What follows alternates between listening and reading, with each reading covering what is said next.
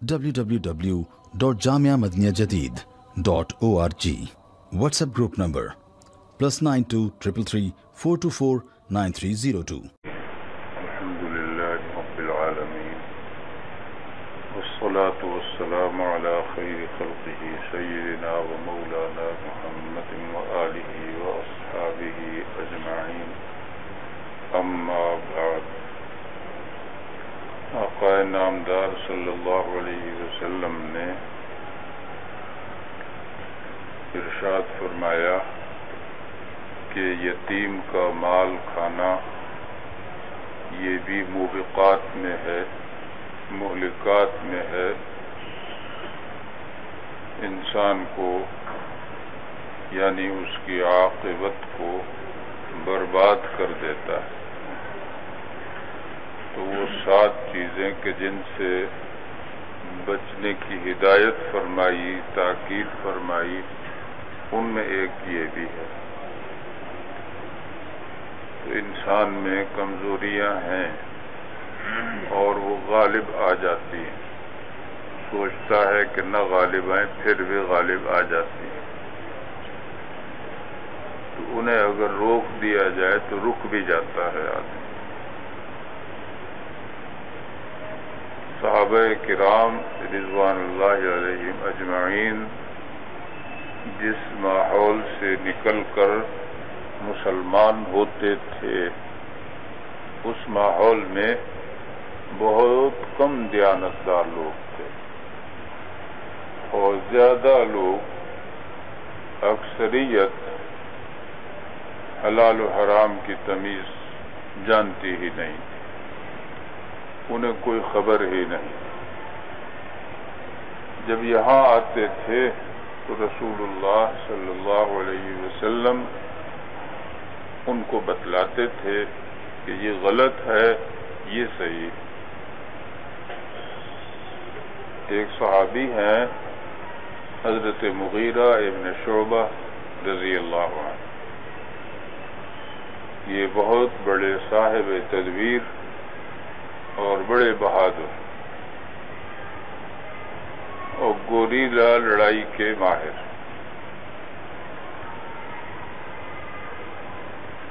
تو ان کا یہ ہوا کہ یہ کچھ لوگوں کے ساتھ سفر کر رہے تھے. دل میں یہ تھا کہ مسلمان ہو جاؤں گا. تو انہوں نے ایک کو مارا، دوسرے کو مارا، ساتھیوں کو، ان کا مال لیا اور آ گئے رسول اللہ صلی اللہ علیہ وسلم کی خدمت میں. تو آقا نامدار صلی اللہ علیہ وسلم نے ارشاد فرمایا کہ اما الاسلام فاقبل، تمہارا جو اسلام ہے یہ تو میں قبول کرتا ہوں، منظور کرتا ہوں. وَأَمَّا الْمَالُ فَلَسْتُ مِنْهُ فِي شَيْءٍ أَوْ كَمَا قَالَ عَلَيْهِ السَّلَامُ، مال جو ہے اس کی ذمہ داری یہ میرے اوپر نہیں.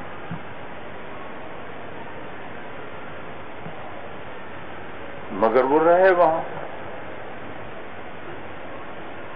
کچھ مطالبہ بھی نہیں ہوا اور صلح بھی اس وقت تک نہیں ہوئی تھی. حدیبیہ کی صلح میں یہ طے ہو گیا تھا کہ اگر کوئی ایسے کرے گا اور ہم اسے واپس بلائیں گے تو آپ کو واپس دینا ہوگا. وَإِنْ كَانَ عَلَى دِينِكَ، چاہے وہ مسلمان ہو چکا ہو پھر بھی، إِلَّا رَدَدْتَهُ إِلَيْنَا، ہمارے پاس آپ کو واپس بھیجنا ہوگا. یہ معاہدہ ہو گیا. یہ اس سے پہلے کی بات. تو یہ تمیز کہ یہ درست ہے یہ نادرست ہے، وہ ساتھ چل رہے ہیں، سفر میں ہیں. اگر ان کے ساتھ ایسا رویہ کیا جائے تو یہ بدعہدی ہوگی، یہ جائز نہیں ہوگا. یہ تو اسلام نے بتلائی ہے چیز. اس سے پہلے تو ان لوگوں میں اس چیز کی تمیز کوئی نہیں ہوتی تھی، کسی کو بھی پکڑ لیتے تھے اور بیچ دیتے تھے۔ آپس میں قبائل میں دشمنیاں تھیں، مخالف قبیلے کے لوگوں کو پکڑ لیتے تھے اور بیچ ڈالتے تھے۔ حضرت زید رضی اللہ عنہ جنہوں نے جناب رسول اللہ صلی اللہ علیہ وسلم کے یہاں تربیت پائی ہے، ان کو اسی طرح ایک دشمن قبیلہ جو تھا اس نے حملہ کیا، پکڑ لیا اور پکڑ کے اغوا کر کے لے گئے، لے جا کے بیچ دیا، وہ غلام بن گئے۔ ہوتے ہوتے وہ مکہ مکرمہ میں آ گئے اور رسول اللہ صلی اللہ علیہ وسلم کی خدمت میں آ گئے، یہیں رہے۔ تو یہ تمیز کہ اس طرح سے مال جائز ہے لے سکتے ہو، اس طرح ناجائز ہے نہیں لے سکتے، یہ تمیز ہوتے ہوتے ہوتے ہوتے اتنے درجے تک پہنچا دیا کہ تقوی یہ ہے کہ یہ لو اور یہ نہ لو۔ حضرت معاذ بن جبل رضی اللہ عنہ کے بارے میں رسول اللہ صلی اللہ علیہ وسلم نے تعریف کی ہے کہ اعلمہم بالحلال والحرام، حلال اور حرام کا علم رکھنے والے معاذ بن جبل ہیں، ان کے پاس زیادہ ہے معلومات اس قسم کی۔ پہلے کچھ غلطی ہو گئی تھی نماز پڑھانے کی، اس کے بعد تنبہ ہوا ہوگا، پھر پوچھتے رہتے ہوں گے، خیال رکھتے ہوں گے، حتیٰ کہ یہ اتنے بڑے ہو گئے کہ عالمہم بالحلال والحرام فرما دیا۔ رسول اللہ صلی اللہ علیہ وسلم نے ان کی تعریف فرما دی۔ ان کو بھیجا تھا آقا نامدار صلی اللہ علیہ وسلم نے کہ جائیں وہاں یمن سے وصول کر لائیں جو کچھ بھی ان پر واجب ہوتا ہے۔ یہ گئے وہاں سے وصول کر کے لائے۔ وہاں جب پہنچے تو کچھ لوگوں نے ایسے بھی کیا کہ دوستی ہو گئی، وہاں ٹھہرے، تعلقات ہو گئے، تو ان کو ویسے ہی تحفے تحائف بھی مل جاتے ہیں، اس طرح کے تحائف مل گئے اور وہ خالص دوستی جیسے ہو جاتی ہے ہو گئی، اس میں ہی انہوں نے دیے ہیں۔ یہ لے کر سب وصول کر کے جب آئے ہیں تو آقا نامدار صلی اللہ علیہ وسلم نے ان کو چلتے وقت بتلا دیا تھا کہ شاید تم دوبارہ آگے کو ملاقات میرے سے نہ ہو، لعلک ان تمر بمسجدی ھذا وقبری، شاید ایسے ہو کہ میری یہ مسجد اور میری قبر سے تم گزرو۔ حضرت معاذ رضی اللہ عنہ کو اس بات کو سن کر بہت رونا آیا تھا، لیکن بہرحال وہ وہاں گئے۔ مسلمانوں کے لیے تو یہی حکم تھا کہ جہاں بھیجا جائے وہاں جاؤ، ثواب بھی اس میں زیادہ ہے۔ ایک صحابی تھے، انہوں نے سوچا کہ میں نماز ایک اور پڑھتا جاؤں، اور لشکر باہر تھا تو وہ آ گئے، نماز پڑھی۔ نماز کے بعد آپ نے دیکھا کہ یہ تم یہاں کیسے، تم تو لشکر میں جا رہے تھے۔ انہوں نے کہا جا تو رہا تھا باقی، اور وہ جا ہی رہا ہوں اب بھی۔ سوچا کہ ایک نماز اور جناب کے پیچھے پڑھ۔ تو رسول اللہ صلی اللہ علیہ وسلم نے اسے پسند نہیں فرمایا، یہ فرمایا کہ وہاں تمہیں جو اجر ملتا وہ زیادہ تھا، یعنی وہاں تم جا رہے ہو تو وہاں یہاں کا اجر تمہیں خود ہی ملتا، اب یہاں کا ملا ہے وہاں کا نہیں ملا، ایک رہ گیا۔ تو عام نظر جو تھی وہ اور چیز ہے اور خاص نظر وہ اور، تو حکم جب دے دیا جائے کہ جاؤ تو وہی افضل تھا کہ رسول اللہ صلی اللہ علیہ وسلم کے حکم کی اطاعت کی جائے، اسی میں فضیلت۔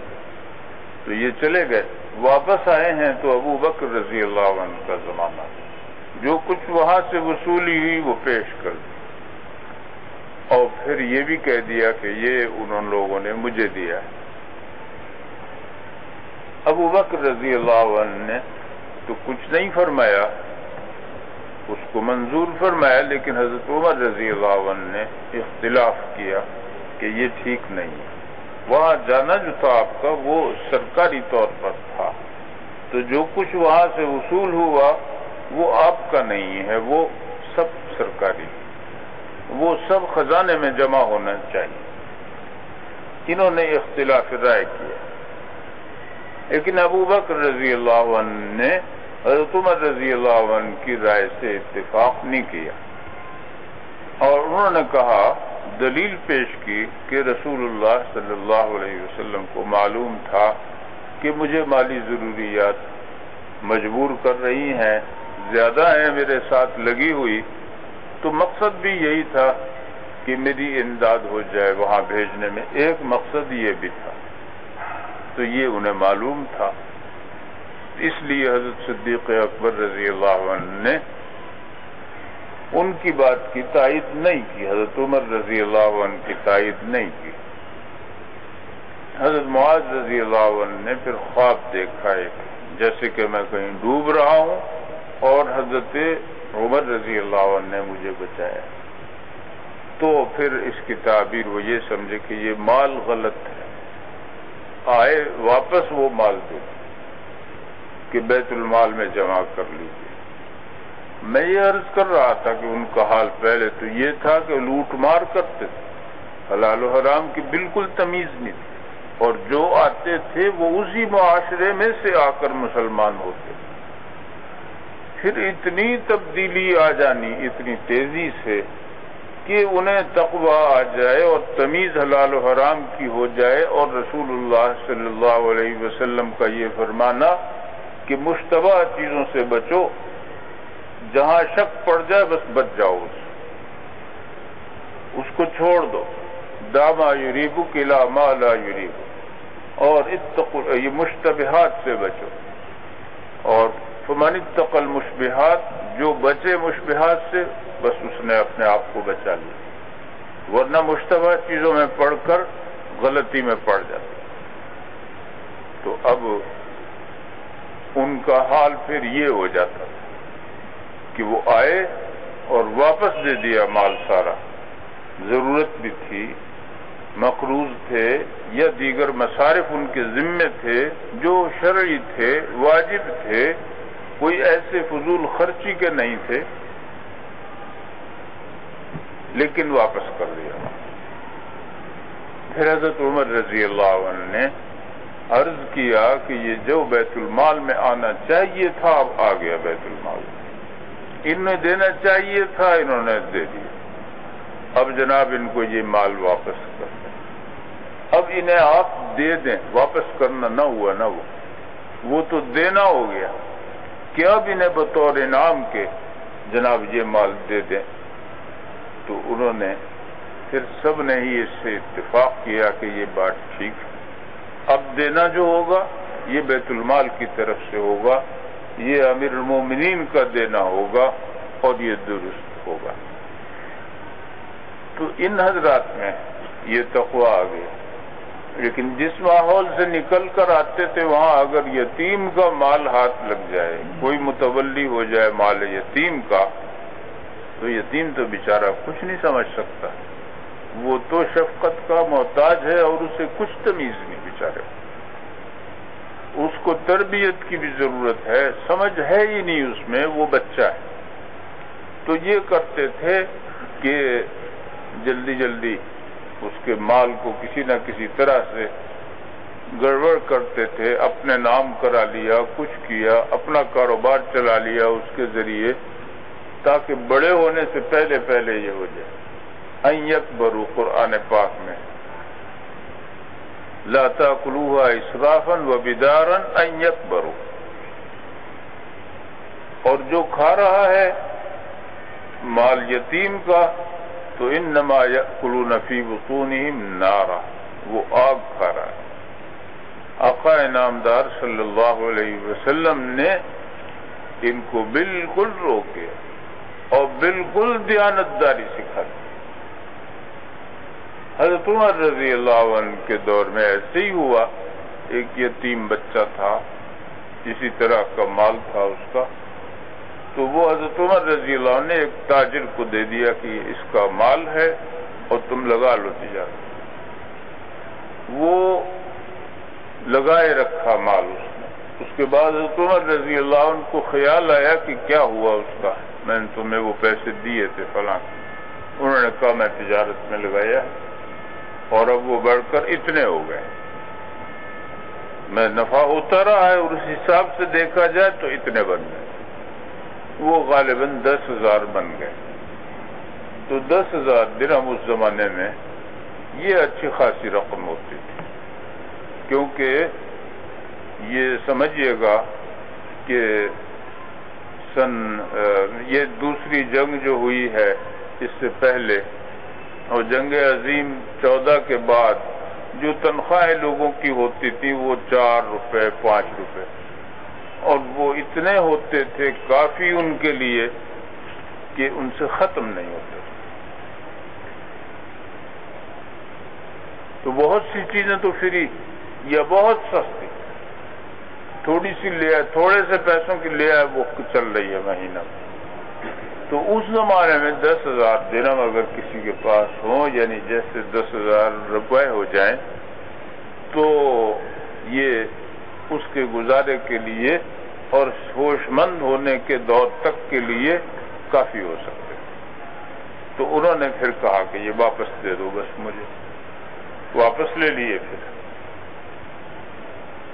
جو دیانتداری کا دور آ گیا، اتنا کہ اس میں یہ نہیں رہا کہ کھا گئے یا اڑا گئے یا نقصان دکھا دیا، کوئی غلط چیز ایسی نہیں، سب ٹھیک ہوتے چلے گئے۔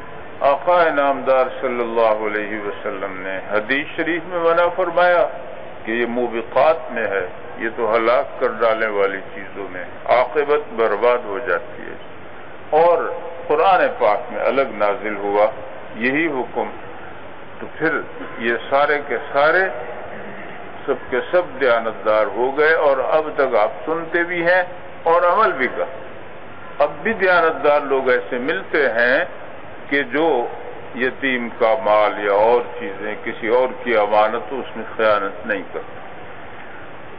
یتیم کا مال کھا لینا یہ تو خدا سے بے خوفی کی بھی بات ہے کہ ہو سکتا ہے کہ اس کے اوپر بھی یہی وقت آ جائے اور اس کے بچے بھی اسی طرح کسی کے زیر نگرانی چلے جائیں، تو اس کو یہ خوف نہیں آ رہا اور وہ کھا رہا ہے، یہ غلط کام، یہ بے خوفی کی بھی بات۔ ایمان جب آ جائے گا تو آخرت کا خیال ہر وقت رہے گا، خدا کی طرف ذہن ہر وقت رہے گا، برائی سے بچے گا اور عمل کی جس طرح شریعت نے بتائی ہے ویسی کوشش کرتا رہے گا۔ ارشاد فرمایا کہ ایک بہت بڑا گناہ جو ہے وہ یہ التولی یوم الزحف، کہ جہاد ہو رہا ہو پیٹ پھیر کے بھاگ جائے، بہت بڑا گناہ۔ قرآن پاک میں بھی ارشاد فرمایا ہے الا متحرفا لقتال او متحیزا الى فئة ومن یولی یومئذ دبرہ، جو لڑائی کے دن پشت پھیرے، الا متحرفا لقتال، سوائے اس کے کہ اس کی نیت یہ ہو کہ میں پلٹ کر پھر آؤں گا لڑوں گا، او متحیزا الى فئة، جب وہ جا رہا ہے مقصد یہ ہے کہ وہاں میری جماعت موجود ہے ان میں جاؤں گا، میں بھاگ کے نہیں جا رہا میدان، پیچھے ہٹنا ہوا یا یہ چال ہوئی ایک طرح کی یا پیترا بدلنا ہو گیا، جس طرح چال چلنی ہو گئی لڑائی۔ تو اگر ایسی نیت نہیں ہے اس کی بلکہ سچ مچ بھاگ رہا ہے میدان جنگ سے، فقد باء بغضب من اللہ، اللہ کا غضب لے کر لوٹا ہے، وماواہ جہنم، اور اس کا ٹھکانہ جہنم ہے۔ یہ جو مجاہدین ہیں جب تک میدان میں نہیں جاتے تو کہتے ہیں ڈر لگتا رہتا ہے، لیکن جب میدان میں چلے جاتے ہیں یہ افغانستان والے جو بتاتے ہیں تو پھر یوں نہیں لگتا کہ جیسے میدان جنگ میں آئے ہوئے، بے خوفی سی ہوتی ہے ایک طرح۔ تو اللہ تعالیٰ جو مکلف کرتے ہیں کسی چیز کا تو وہ انسان کی فطرت کو جانتے ہیں، اس کے علم میں اس کی بنائی ہوئی، الا یعلم من خلق، کہ کہ وہ نہیں جانے گا جس نے پیدا کیا، وہ تو جانے گا۔ تو اللہ تعالیٰ جانتے ہیں، اللہ نے بنایا ہے انسان کی فطرت کو اسی طرح کا کہ جب وہ میدان میں اتر آئے تو یہ کیفیت نہیں ہوتی۔ اگر جمنا چاہے تو جم سکتا ہے، اور جب جمو گے تو پھر دوسرے کو شکست اٹھانی پڑے گی۔ ان کے یہاں پیچھے بھاگنا کوئی گناہ نہیں ہے، مسلمانوں کے یہاں پیچھے بھاگنا گناہ ہے۔ یہاں ایک صاحب ہیں، وہ وہاں لڑائی میں تھے، بنگلہ دیش بننے سے پہلے ہلی محاذ پر ان کے سپاہی بھاگنے لگے، وہ تھے 100 تقریباً ایک جگہ۔ اب ایک محاذ پہ ہی اگر پیچھے ہٹ جائیں تو پھر سب محاذوں پہ اثر پڑتا ہے اس کا، اور اگر وہاں جم جائیں تو دوسرے محاذوں پہ بھی اثر پڑتا ہے۔ وہ کچھ 96 میل کا علاقہ تھا ان کا۔ وہ پیچھے ہٹنے لگے اور ہندو آگے بڑھے تو انہوں نے کہا کہ تم شرم کرو، ان رام رام کہنے والوں سے تم پیچھے ہٹ رہے ہو، بھاگ رہے ہو، اور لا الہ الا اللہ محمد الرسول اللہ تم پڑھتے ہو۔ تو اتنا کہتے ہیں میں نے ان سے کہا تو وہ جم گئے۔ جمنا بالکل بے موقع تھا۔ ان میں سے 80 کے قریب شہید ہو گئے، وہاں پیچھے ہٹنا رک گیا، اور 11 کے قریب کہتے تھے شدید زخمی ہوئے۔ یہ سب کچھ ہوا لیکن پیچھے ہٹنا پھر بند ہو گیا، 1 انچ بھی پیچھے پھر نہیں ہٹ، اور لوگ پیچھے سے پہنچ گئے وہاں اس جگہ کو گھیرنے کے لیے، روکنے کے لیے، اور وہ پیچھے ہٹتے ہٹتے رک گئے۔ تو اس طرح کی چیزیں جب پیش آتی ہیں اور مسلمان جمتے ہیں تو اللہ تعالیٰ کامیابی عطا فرماتے ہیں۔ تو التولی یوم الزحف، جہاد تو معروض ہوتا رہتا تھا۔ رسول اللہ صلی اللہ علیہ وسلم کے غزوات جو شمار کیے گئے ہیں وہ 27 تک ہیں، جن میں خود رسول اللہ صلی اللہ علیہ وسلم تشریف لے گئے۔ باقی اور بھی ہیں جن میں آپ نہیں تشریف لے، اور یہ فرمایا کہ اگر یہ نہ ہوتا، مجھے امت کا خیال نہ ہوتا تو ما قعدت خلف سریۃ، میں خود جایا کرتا ہر جہاد میں، اور کسی بھی لشکر میں میں نہ بیٹھا رہتا، یہاں میں خود شامل ہوتا۔ لیکن ایسے ہے کہ جس چیز کو رسول اللہ صلی اللہ علیہ وسلم ہمیشہ اور پابندی سے کریں وہ پھر واجب ہو جاتی ہے۔ تو وجوب کے درجے سے ہٹانے کے لیے کہ یہ ایسا نہ ہو کہ ایسا سمجھا جانے لگے، رسول اللہ صلی اللہ علیہ وسلم نے یہ بھی کیا ہے کہ نہیں تشریف لے گئے، دوسروں کو بھیجے۔ وہ غزوات آتے ہیں، فلاں جگہ فلاں کو، فلاں جگہ فلاں کو امیر بنا کر بھیجا۔ تو تولی یوم الزحف اس زمانے میں بالکل منع۔ پہلے یہ تھا کہ ان یکم منکم 20 صابرون یغلبوا 100، اگر تم میں سے 20 ہوں گے جو جم جائیں، صابرون یغلبوا 100، وہ 200 پر غالب آ جائیں، قرآن پاک کی آیت۔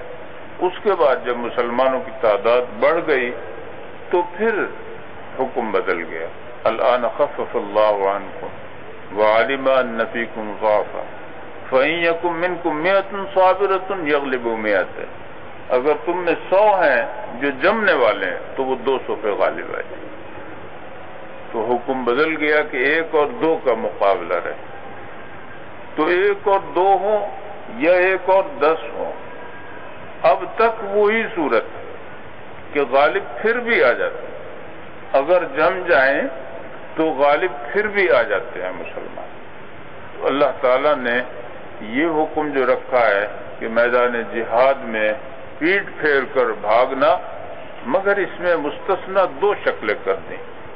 ایک یہ کہ وہ اپنے گروہ کے پاس جا رہا، اور ایک صورت یہ ہے کہ وہ پلٹ کر حملہ کرنا چاہ رہا ہے، وہ کوئی چال چل رہا ہے اس طرح۔ اس میں اگر مارا گیا تو پیٹھ کی طرف سے گولی لگی، اس پہ مارا گیا بظاہر ایسے، لیکن وہ اس میں داخل نہیں،